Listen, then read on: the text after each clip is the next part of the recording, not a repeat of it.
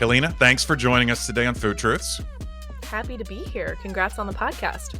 Thank you, and congrats on Food Fix. That leads us to the reason we know each other, and part of the reason we're here talking today.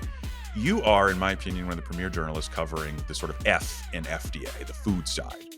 And you're not going to say this, but I will. You've covered and broken some of the most important stories about food safety and the significant gaps and errors made by FDA in the last decade that have led to arguably very lasting change, although we'll discuss whether that change is lasting here in a minute. So let me just start with just some context. What got you into this? I know your journey here has been particularly interesting. So why are you focusing on food safety, and reporting on it? Yeah, I get this question a lot.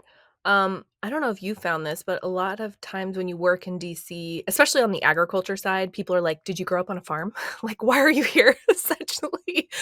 I did not grow up on a farm. I grew up outside of Seattle, but I spent summers working at my grandpa's produce market in southwestern PA, and I think I just had an awareness, more of an awareness and an interest in how the food system worked than other people pretty young. I read Fast Food Nation and was just sort of interested in how it all worked. And I ended up falling into journalism by writing my thesis on FDA politics.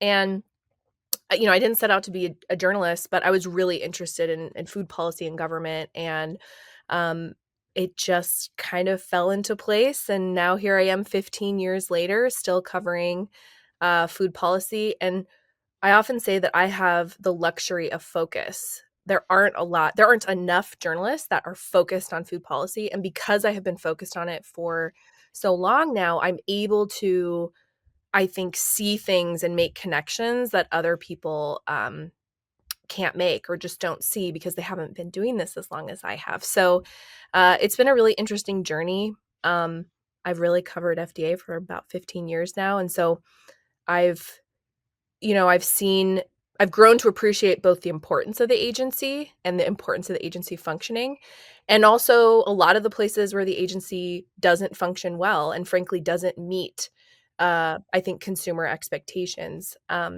So it's been a long and windy journey. It's not what I set out to do, but it's been very rewarding.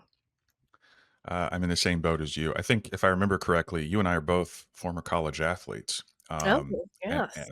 and I think that collegiate sports give you this very interesting set of discipline focus. You were speaking to your focus earlier. I think that weaves its way through whatever you choose to do later in life. Yeah, it's sort of a telltale sign that someone played a collegiate sport. Wait, what did you Um, play? I don't remember this. I played college basketball, and you played Oh, volleyball, if I I remember played correctly. volleyball, yeah. I also did track, and I did 1 season of rugby, which luckily I did not get injured. Looking back, that was not my finest decision. Um, yeah, I really loved it. That's interesting. Yeah, I do think that um, there's certain through lines, especially understanding the importance of food and nutrition too. I think you get that from being an athlete as well. Absolutely. So you mentioned FDA, and it's very easy to dunk on a federal regulatory agency. I used to work there, and that's what people do. And that's totally their right to complain about when things aren't working. Um, but what happens less often is people talking about when they get things right. Um, we're at an interesting time with FDA. Whether you could say what's happening is net good, net positive, net neutral. I want to ask you, since you're the world's expert on this right now, what the heck's going on at FDA? Like, in your opinion? Yeah, it's a good question. I am working around the clock to figure that out, to answer that question every day. I think we're in a very tumultuous moment where we have a new administration who is coming in with not just a mandate to focus on some of these public health agencies like CDC, NIH, FDA, HHS, but also I think they're coming in with a philosophy of, I don't know if you want to call it creative destruction, but definitely, come in, be aggressive. They're mass firing people right now. So it's just a tumultuous moment. And I think we will see what the result of this is. If there is a strategy to like how they are firing people at FDA and what the like long-term plan is, I have not seen it. I think right now there's a lot of concern that the layoffs are indiscriminate. They're not necessarily going position by position and going, okay, can we lose this person? Are we just trying to shrink government? But this is not a non-essential role. What they did last weekend was basically let go all of the probationary employees, which is mostly people who are newer. So one area this had a really big disproportionate impact that I reported on for my newsletter Food Fix was the post-market assessment office within FDA. So just to explain what that is, basically the folks who were brought in to help FDA take a closer look at food chemicals already on the market to re-review them. Those folks, a disproportionate number of them were let go because this office is new. So a lot of them were newer staff. So that's one example where we're seeing a pretty big impact from these layoffs.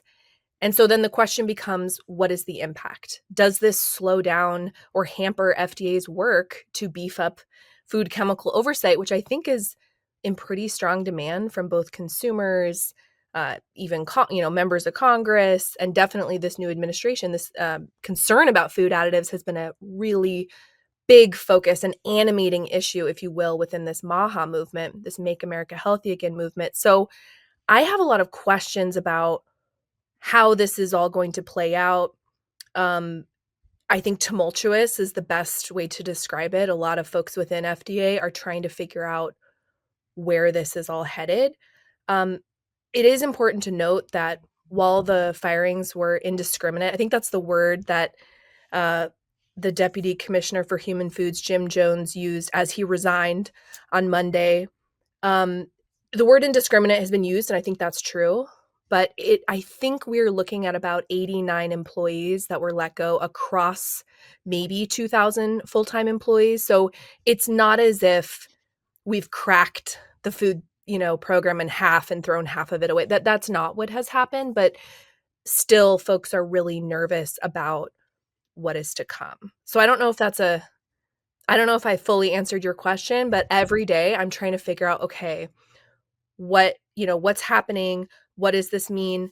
And it's a lot more difficult right now to pin some of this down because FDA is not responding to press inquiries, which is unusual. So I really hope they fix that and start doing that soon. If you're listening, FDA, please respond to press inquiries. Yes. Do it. Uh, I've also been Fundamental democracy. agreed. The I've been on record saying like the move fast and break things approach to food is arguably the worst possible way to approach regulation of things like food and commodities. And I can't help but think that that's partly what we're seeing here by not necessarily introducing chaos. I agree with the tumult, the tumultuousness of this. What do you think's guiding the decisions to remove the probationary?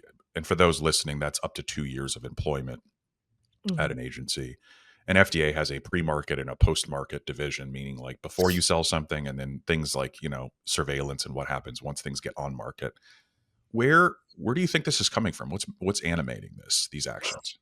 I think the administration has said, look, we were voted in with a mandate.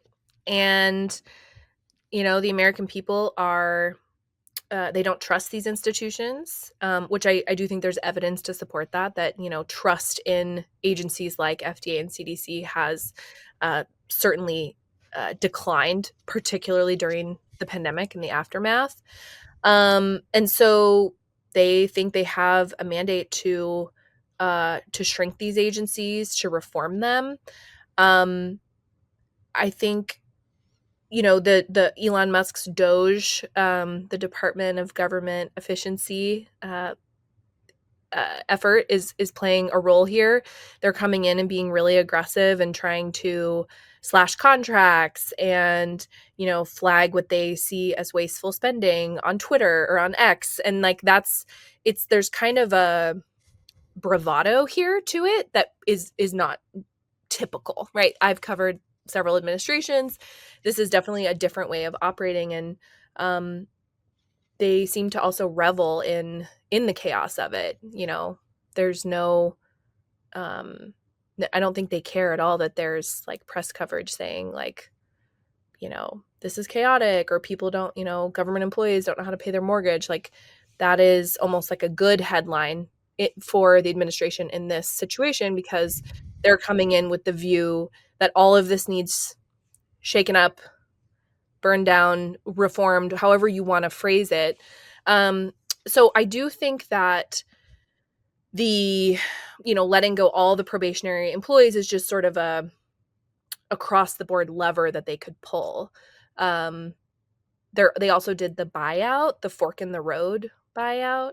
I don't know if everyone would be familiar with that, but that phrase, fork in the road, was the subject line of an email that Elon Musk had written to Twitter employees when he bought the place and then renamed it X and massively shrunk that, the footprint of that company. And so uh, they sent an email Doge through OPM, or the Office of Personnel Management, which is like an agency that sort of manages all federal employees. They actually sent a fork in the road email to 2 million government workers and offered them essentially a buyout, although there's a lot of questions about the legality of that offer, the legitimacy of that offer. Can they actually pay that? There's so many questions. But setting that aside, you mentioned the similarities between sort of the Silicon Valley approach and what we're seeing here. And I think that is like a very apt comparison.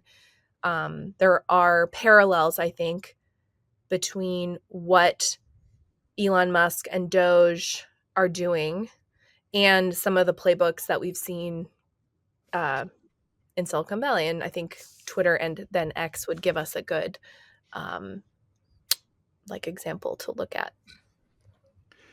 So does this start at the top? You also were the first to basically just say like RFK is going to be confirmed, RFK Jr. as a Human Health Services Secretary.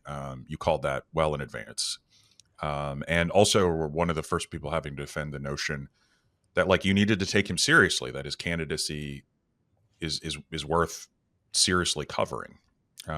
Well, to be clear, it was I started covering him after he dropped out of from his presidential bid, but it was this alliance between then candidate Trump and RFK Jr. that I thought we really needed to take seriously, because I immediately heard Trump adopting some of RFK Jr.'s platform on food. So when I heard then candidate Trump say we need to get the toxins out of the food supply, that immediately perked my ears up. I covered the first Trump administration. That was in no way a focus of that administration, which was decidedly deregulatory on pesticides and certainly didn't do anything on food additives, right, to increase oversight there. So I thought, well, this is different. What's going on here? And I started watching these rallies, and you could see that when Kennedy would be on stage and they would say, let's make America healthy again, or let's get the toxins out of the food supply, there was this incredible energy from the audience. And I think even President Trump's most ardent critics would acknowledge that one thing he's really good at is like detecting where there's energy. And Maha has shown itself to be like an animating force. And there are some people who think that RFK's endorsement of Trump and the adoption of Maha as part of the Trump platform, that helped get Trump over the finish line in November. And I think we see the seriousness of this alliance now playing out with Kennedy being now the Secretary for Health and Human Services, which, as you know, having been in Washington, having worked at FDA, is not a small job. That is not a consolation prize. That is not some ambassadorship to some far-flung country, this is a position that oversees, something like $2 trillion in health spending and is atop FDA, CDC, NIH, and a ton of very crucial policy. So yeah, I thought the alliance was worth following. And at the time when I first started covering MAHA, I actually did get some angry emails from some of my subscribers, my readers, saying, "Why are you, legitimizing this, or why are you giving Kennedy a platform?" And I would respond, I totally understand where you're coming from. I think a lot of this comes from Kennedy's criticism of vaccines, and we could certainly get into that. But I just said, I have to follow what I see as a burgeoning force in food policy. And it's fascinating to watch essentially the right and part of Trump's base adopt some of these ideas which have been progressive. It's like the left and the right are scrambling or meeting on some of these policy issues. So I actually think this will be something that political scientists end up studying, like looking back. It's fascinating to me to build off of that. There, when I worked in FDA, and the HHS secretary job is in many ways a thankless job. You oversee 80,000 employees, and almost nothing you do is like your job is subject to lots of criticism. Understandably, it's very Yeah. hard. Um, when I was there, the when you're a new like young employee, they tell you like, hey, for liberal administrations, we're going to be there's a lot more oversight, a lot more paperwork. Typically, Mhm. OMB, Office of Management Budget, in the White House wants to review everything. And then for conservative administrations, it's really hands off. It's like don't overregulate, but like we're not going Yeah. to really interfere. And what I'm seeing here is a flip flop of that. To your point about being studied by historians, we're seeing extreme micromanaging seem to be inserting itself with the EO, the executive order that came out. I'd love if you could talk about that a little bit for Maha. But like, what are you seeing? Are you seeing this sort of structuring different, where we're seeing sort of more progressive approaches to regulatory bodies in terms of oversight? I'm curious what you think about this. Well, the short answer is we don't know yet, but I think this is the central question here. This is the central tension within MAHA. So many of the Make America Healthy Again priorities. I mentioned food additives earlier. Let's take food additives. There are a lot of so-called MAHA moms on the internet who want more food additives to be banned. They don't want so many synthetic dyes. They want to have a more European approach. They just want fewer things on the market, basically like clean up the food supply, right? This is a clear animating issue. That requires regulation. There's just no way around that fact. Like to do those things, to let's say you wanted to pull synthetic dyes or make the case that certain food additives are no longer safe, there's a process for that. Um, and it requires a regulatory process. So, and that is traditionally antithetical to the conservative or Republican orthodoxies around smaller government, more limited government, less regulation. And so I think that is one of the tensions, maybe the central tension that has led to a lot of um, folks, particularly those in public health, having this almost brain breaking experience trying to make sense of what this is and what's going to happen.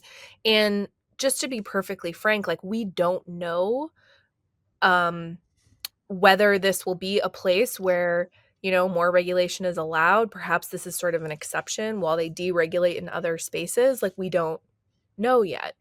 Um, Kennedy's first interview after he was sworn in, he did on Fox News, and he was asked like, what 3 food additives do you want to ban, like right out of the gate? And he kind of dodged the question, as a good cabinet member will do. And he said something like, um, there are a lot of food additives that we have on the market that are not allowed in Europe, and we need to move towards a European standard. And I just thought to myself, the fact that we have a cabinet member from a Republican administration on Fox News touting a European style regulatory system is just remarkable. Like, that is just a remarkable turn of events. Um, and of course, for folks maybe who aren't familiar, but like, I think the main premise there is like more of a precautionary principle, more of a, we're not going to let things on the market unless we have a lot of evidence. And it's just much more cautious. And I think this is kind of a bad way to simplify it, but the way it's oversimplified it is that in the US, you're innocent until proven guilty. And in the EU, you'd be more guilty until proven innocent. And that's, a overly simplistic way of looking at it. But I think that's how a lot of folks who are worried about food additives see this issue. So we'll see. Every time, I promise you this, every time I see Kennedy or Marty McCary, who's probably going to be confirmed as FDA commissioner, I will be asking this. What is the plan on food additives? Is this an area where you plan to beef up regulation? I think it would be fascinating if it were the exception. I agree. And I always tell people my overly simplistic explanation is Europe asks the question, can this go wrong? Yes or no, Yeah. binary. And in the US, it's what's the likelihood of this going wrong? Mm. And that's the difference, in my opinion. Like, there's always a chance. And if the answer is it could go wrong, they tend to, not allow it. Or said differently, I think Europe is not anti-innovation. I think they're just pro-tradition. Yeah. Yeah. Um, It's and different. that Yeah. it is different.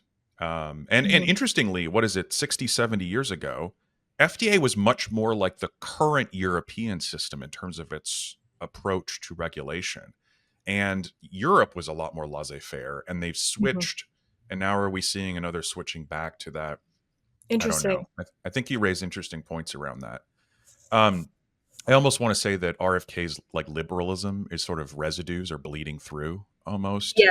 Yeah. Like you could, there's and so I'm very curious to see, like you said, that tension, how that's resolved Yeah. And for I mean, effectively overregulating.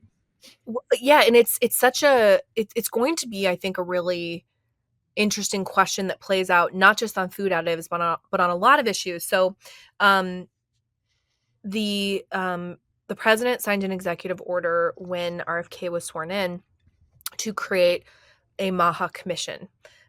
And essentially this commission is charged with focusing on, looking at what's driving increases in chronic disease, particularly focused on children.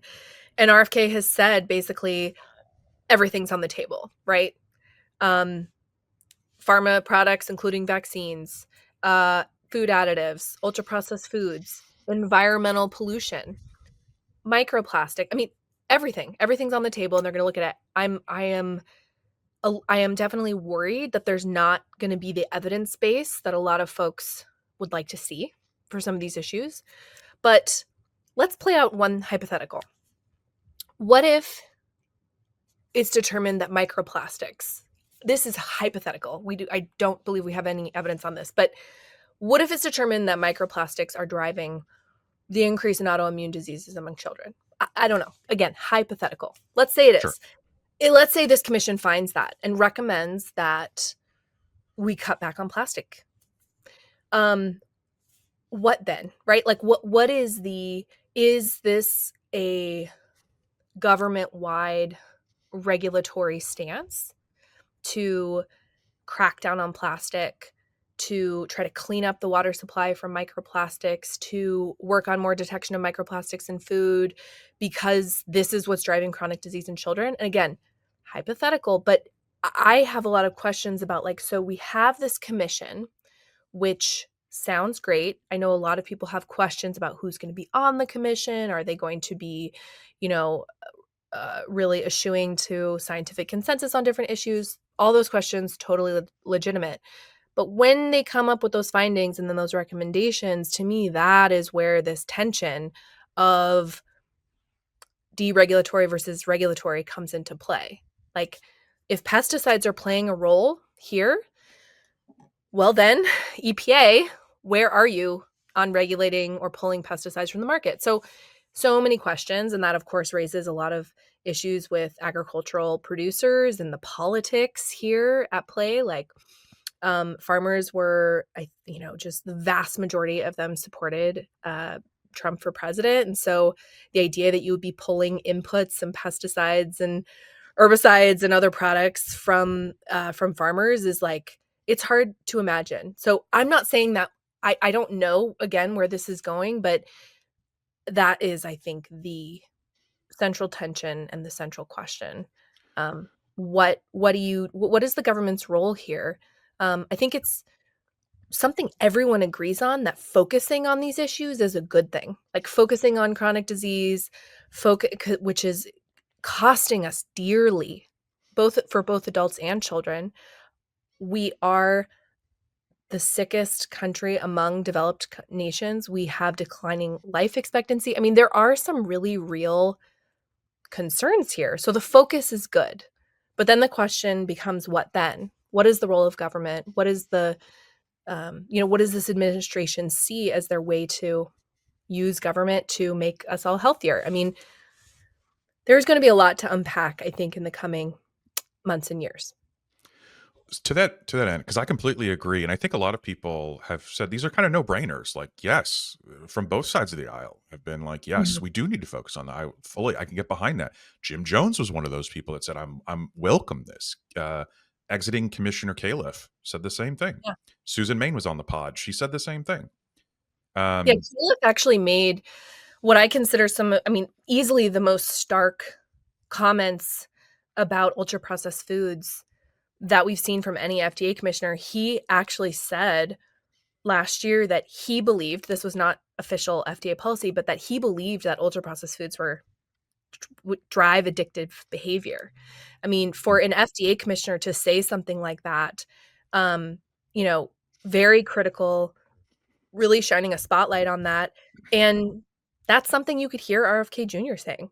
And hmm, so we're seeing a remarkable sort of bipartisan recognition that these issues are important, that food is a major component of this chronic disease epidemic that we're in. But the question then is, what are we doing about it? And I don't see anything on the immediate horizon where the government is cracking down on processed food. Maybe that will change, but just looking at FDA, they the agency has been looking at putting a front of pack like nutrition label on food, but wouldn't be tied to processing at all, but just, basically denoting if something's like high in salt or sugar or fat, and trying to put some of that information on the front. But just as one example, like FDA has been looking at this for like 15 years. Like other countries have moved forward, they even have it on the label. Although they have like pretty stark warning labels in other countries, we have some First Amendment constraints in the US that make that a little more difficult. But, lots of other countries around the world are full steam ahead on front of pack nutrition labels. And, FDA got a proposed rule out, but they first started looking at that, I'm pretty sure 15 years ago. So our system moves really slow. Meanwhile, like rates of diabetes and obesity and cardiovascular disease remain like huge concerns. And I don't think anyone thinks we're doing well on those issues. And so it's it's a big challenge, and I think, yeah, the one place everyone agrees is that focusing on it is a good thing. There hasn't been enough, I think, focus at a very high government level on this issue, and of course, I remember, and I covered when then First Lady Michelle Obama focused on this, on childhood obesity, back during the Obama administration, and Republicans lost she their got minds over smeared. it. Yeah, I She got mean, smeared. they were furious about what in retrospect look like pretty modest changes to the school lunch program, things like adding a half a cup of fruits and vegetables, mixing in a little bit of whole grain into refined grain, cutting some sodium. And now, fast forward to today, you actually have RFK Jr. saying that we should get processed food like completely out of the school meals program, which, is interesting because it might be really popular to do something like that, but it would cost like way more money because you would have to start scratch cooking. You'd have to build kitchens for schools. It's one of those things that like we could totally do as a country if we decided we wanted to, but it would cost. You'd have to invest in it, and Congress has shown like no willingness to spend any more money on that program. So it's been quite a turn of debate here in DC, I think. Yeah, there's this weird conflict I'm noticing too, because regulated industries, I think arguably their number one goal, food, drugs, doesn't matter, is predictability. They want predictability in their regulators, but I think that's in conflict with, for example, getting guidances and new regulations out timely, because that's based on science, and science is provisional at best. As a scientist, all knowledge is provisional. And so you might be reversing decisions as you learn more. Let's using microplastics example. We might find in a couple of studies they need to be banned or reduced, and then we find out they're probably okay.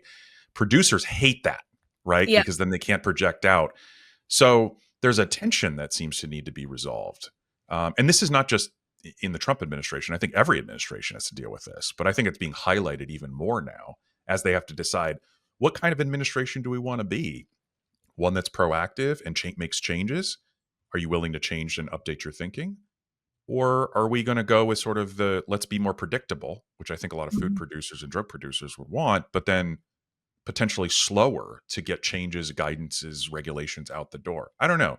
I'm curious what you're hearing from food producers, both big and large, or large and small, given they're quite influential, and I guarantee you they have a point of view on this. It's been so interesting because I think privately, um, food and ag operators in this space are super nervous about what's going on. It feels very not only unpredictable, but also adversarial because of how critical RFK Jr. and the Maha folks have been on the food industry. And, you know, one of the most interesting things coming out of the 6 hours of, RFK Jr. confirmation hearings I watched was hearing senators basically over and over say things like, I basically agree with you on food, but I'm very concerned about your stance on vaccines, which is, like, not supported by, like, the body of evidence that we have." But having those folks say, "I agree with you on food," was I mean, that was not true, like, a year ago. And the food and ag industry, I think everyone thought was gonna fight tooth and nail to try to block, um, RFK from getting confirmed because he's been so critical of the food industry and, also on the ag side, really critical of the, status quo on how we produce food.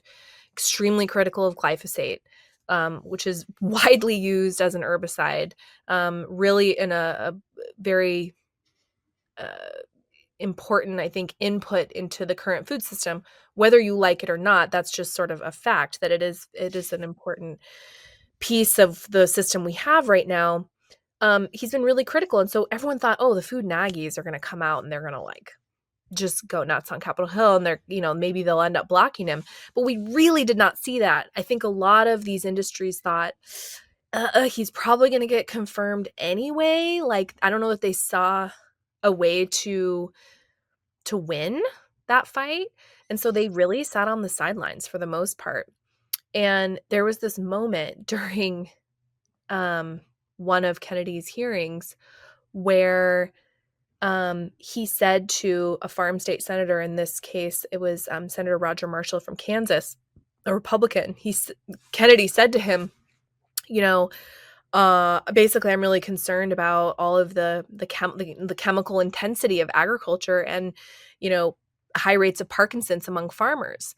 And there have been studies on this. This is a real concern, but to have someone who was seeking a cabinet position say this to a farm state lawmaker and have there be no pushback, like, "Oh, well, we need these products for X, Y, and Z," or like there was no industry talking points in either of these hearings. Nothing. Not from food, not from agriculture. I like did not hear anything about kind of pushing back on some of this criticism. So that surprised me in a way, but it seems like all of these industries are just making the calculation, which now seems to have been accurate, right? That he was going to get confirmed either way.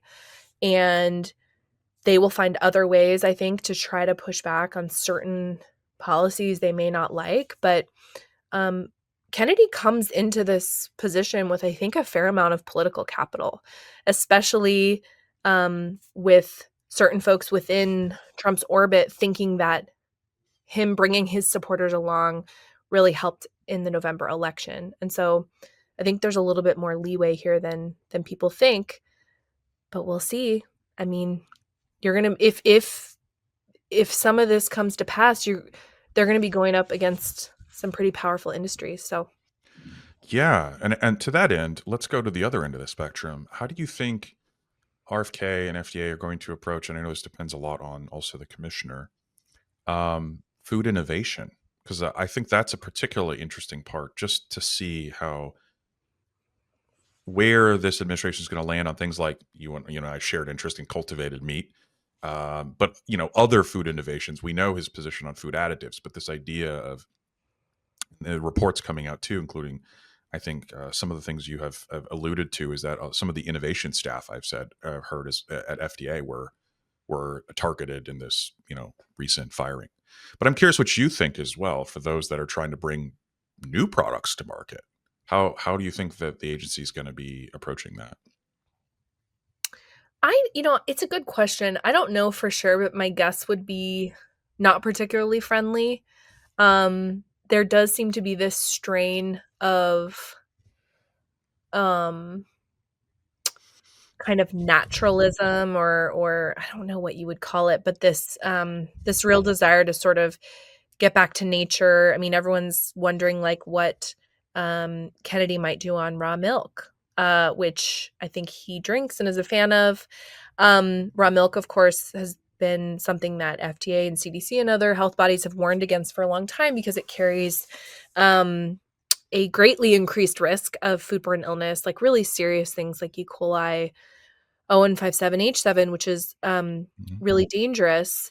But there's a lot of individuals who swear there are health benefits. I mean, they anecdotally report that they love it and they feel great. I don't think we have scientific evidence to back that up. And actually, the New York Times did a really good deep dive into raw milk a couple of weeks ago. Did you read that? I recommend people go find it up. Did you It not is think it very was? good.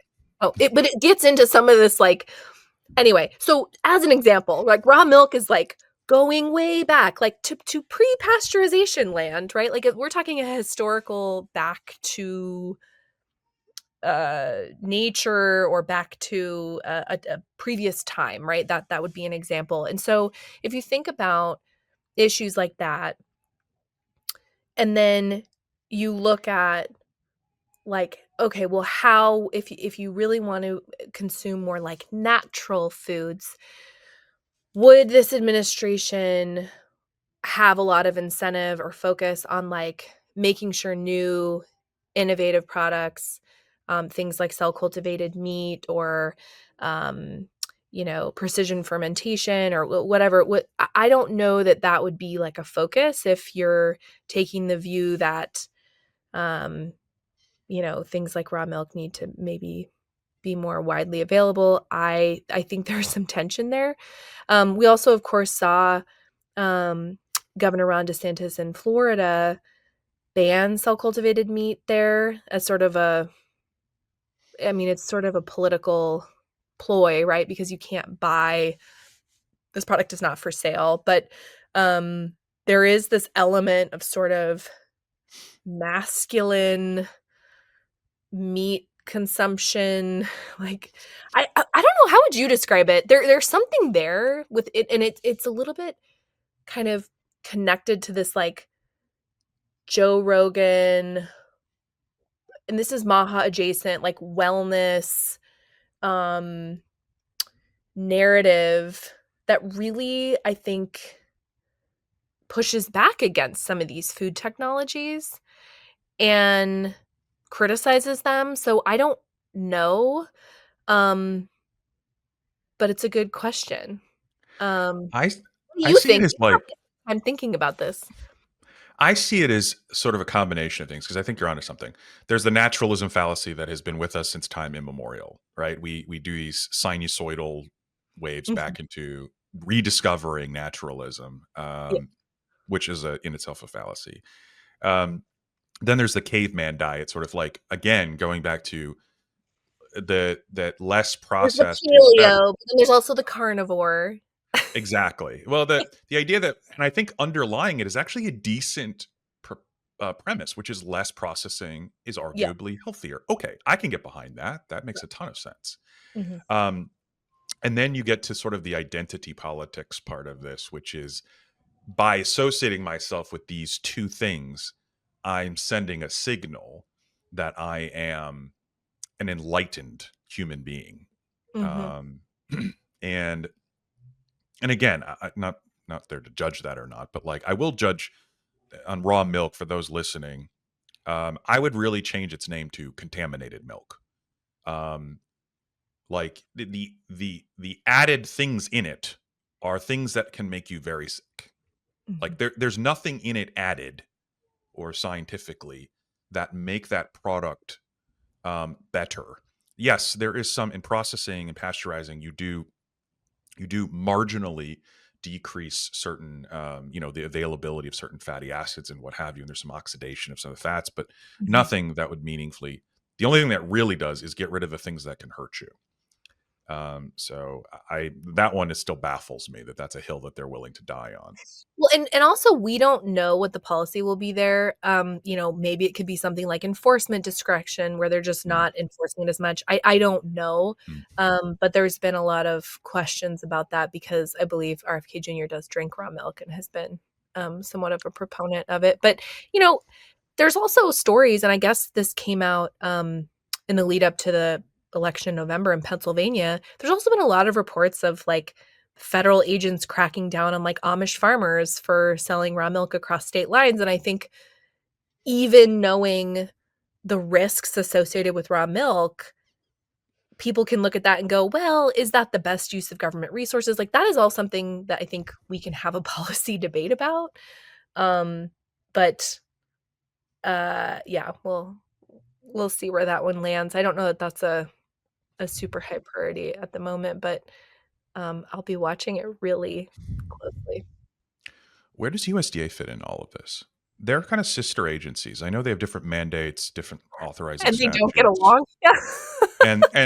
Well, I will say, as someone who worked at FDA, I liked my USDA colleagues, and I really thought That's not what they true had for was very everyone, though, cool. you know that. Yeah. I know, Yeah. but they do legally work hand in hand. They do Totally. together Yes. regulate most of the food supply.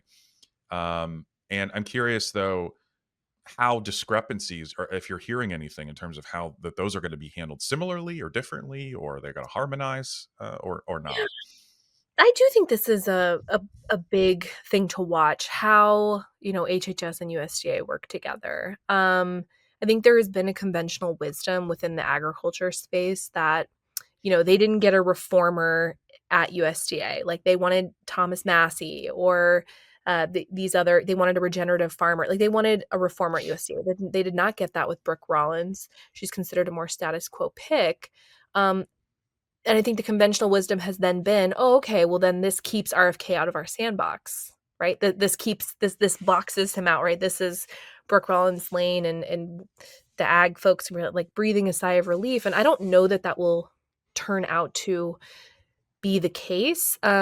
Both Rollins and Kennedy have been very complimentary of the other. They're saying they're going to work together on MAHA agenda items. They're both talking about um, letting states test SNAP restrictions, so restricting maybe sugary drinks or other products for purchase in the SNAP program at the state level, which is fully a USDA program, but they're both talking about it, which is interesting. So seeing the extent to which those departments work together will be really interesting. We also have a dietary guidelines coming out in 2025.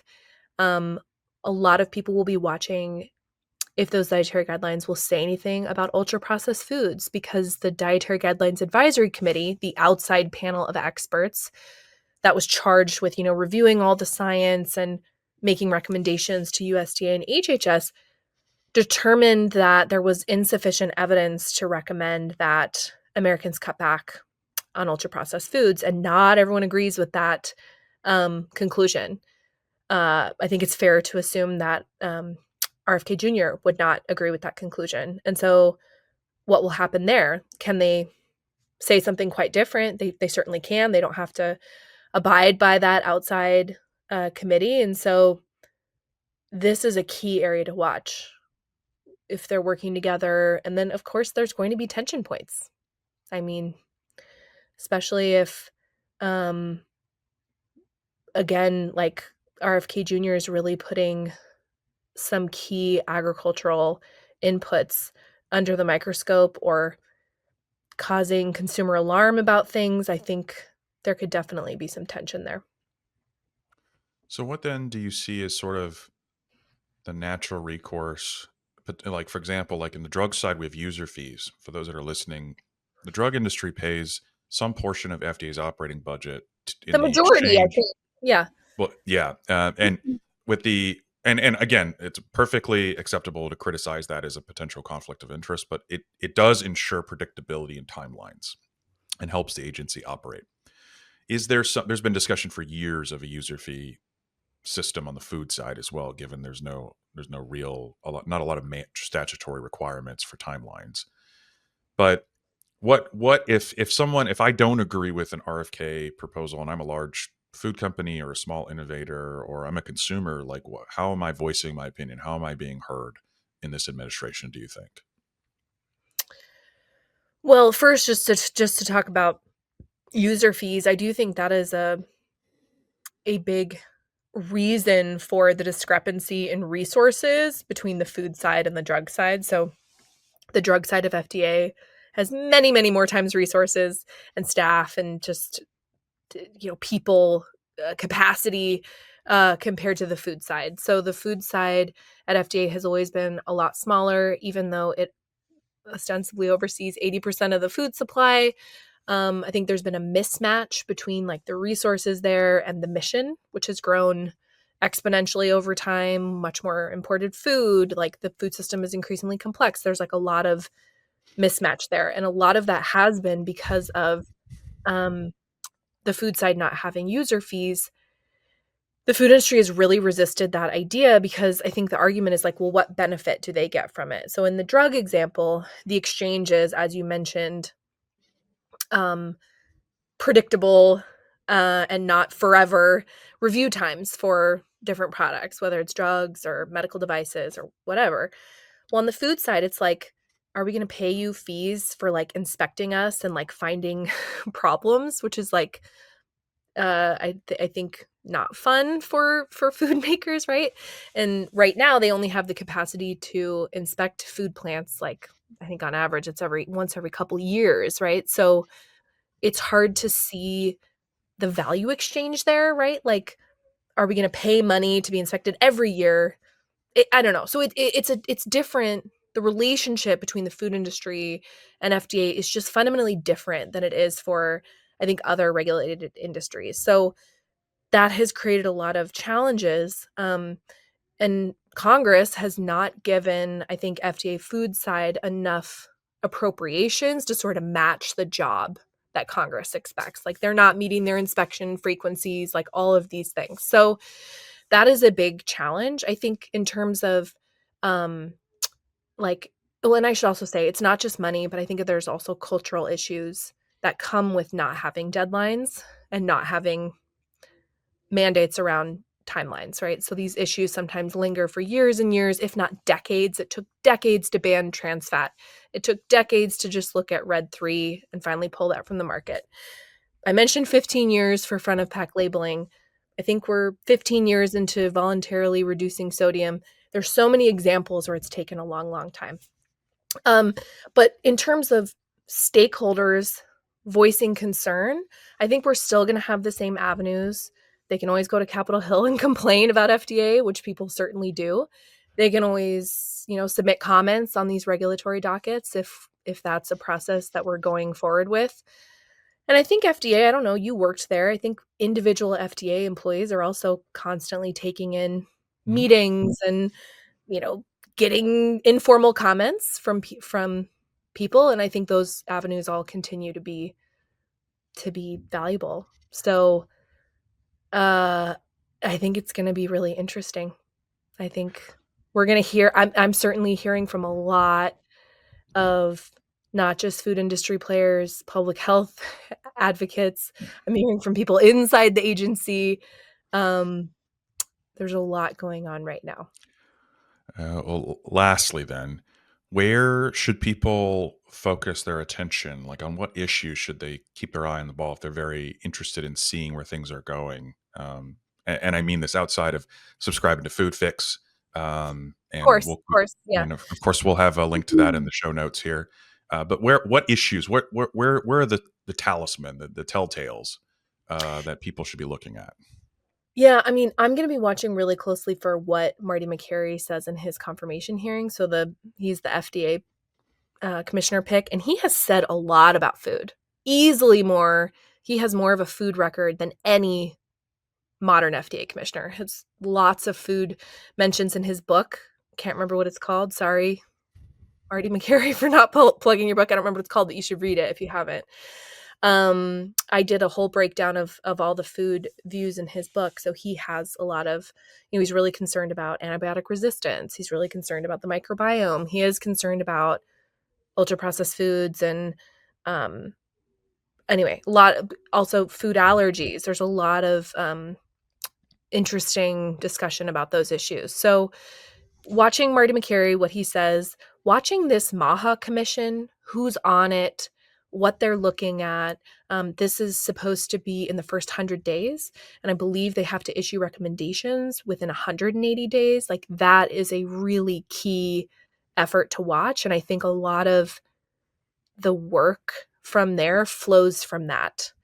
And we'll see. There's already a lot of public pushback because some of the language in and you can go read if you just Google like MAHA Commission, the executive order and the fact sheet will come up. But there was some language that they want to look at, I think, SSRIs and GLP-1s and some of these pharma products as like part of the review on chronic disease. And that got a lot of folks nervous that I think also some ADHD meds. It just sparked a lot of like panic, I think, that, oh my gosh, they're going to like do something to take these products away or make them, harder to access. And so you're seeing a lot of churn about that, about those worries. I think it's early. We just don't know what the actions are going to be, but I would encourage folks to go read read the executive order, read the fact sheet, and then watch, like, what do they actually do? I think, it's easy to talk about these things. As you know, it is much more difficult when you get into the actual policy making and the implementation. And so we are now going to be entering that phase. Helena, thank you so much for being here today. And as always, just being a wealth of information about what's going on. So thank you again. And if you are interested again in connecting with Helena, we'll leave her contact information in the show notes, as well as a link to Food Fix. Thank you so much.